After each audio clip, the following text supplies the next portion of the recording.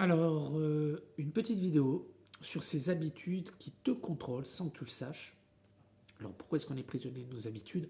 Déjà, une petite histoire tirée du livre de Charles Duhigg, l'histoire de Lisa Allen, qui a 34 ans, euh, qui fumait, qui buvait depuis l'âge de ses 16 ans. Elle était obèse, endettée, divorcée, incapable de garder un emploi plus de 6 mois, et qui, 4 ans plus tard, ne buvait plus, travaillait dans la même société depuis 2 ans, et a réussi à obtenir un crédit pour acheter une maison. Une transformation inimaginable. Alors comment c'est possible? Lisa a changé ses habitudes de vie et sa vie s'est métamorphosée. On va voir comment c'est possible. Déjà, il faut comprendre, premier point, que le cerveau adore l'économie d'énergie. Notre cerveau est un organe ultra puissant mais aussi très paresseux. Il cherche constamment à automatiser les comportements pour réduire l'économie d'énergie cognitive et il est en mode survie, en mode économie. Une fois qu'une action est répétée, même si elle est mauvaise, elle devient une routine automatique, gérée par le striatum, qui est le pilotage automatique du cerveau.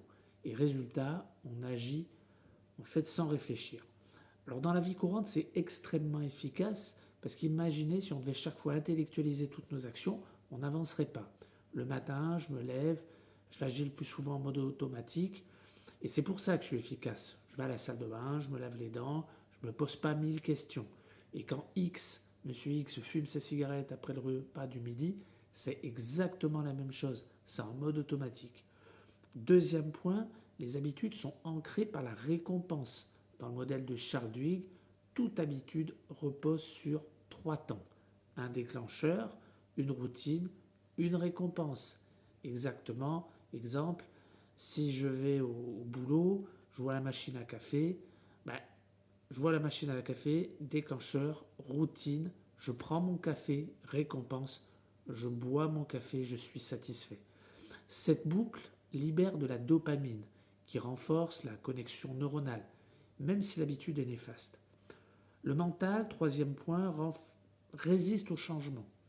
Pour le changement, il faut créer de nouvelles habitudes, mais c'est pas facile car ça demande une méthodologie rigoureuse et continue dans le temps. Ton cerveau, il interprète toute nouveauté comme une menace potentielle. Il préfère rester dans l'inconfort familier plutôt que de risquer l'inconnu. Mais c'est un biais de survie qui est hérité de notre passé. Alors voilà, ça te permettra de comprendre un petit peu mieux comment fonctionnent nos habitudes, nos actions du quotidien, puisque 50% de nos actions du quotidien sont le fait d'habitudes. Si cette vidéo t'a plu, mets un petit like, abonne-toi. Moi, je fais des vidéos chaque semaine, 2 vidéos en moyenne chaque semaine, sur la vitalité pour les hommes de 45 à 65 ans, pour retrouver la vitalité. Voilà, je te remercie. Force à tous, à bientôt. Ciao.